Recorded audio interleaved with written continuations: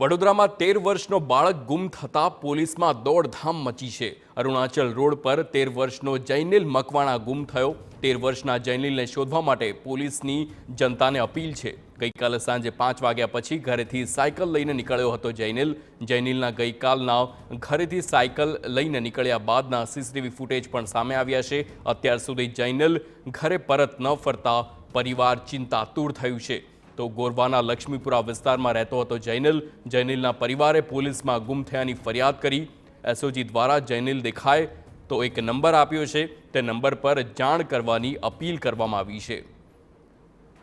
તો આ નંબર છે 9824903386। જો કોઈને પણ આ જૈનિલ નામનો આ બાળક દેખાય છે તો આ નંબર પર ફોન કરીને જણાવી શકાશે।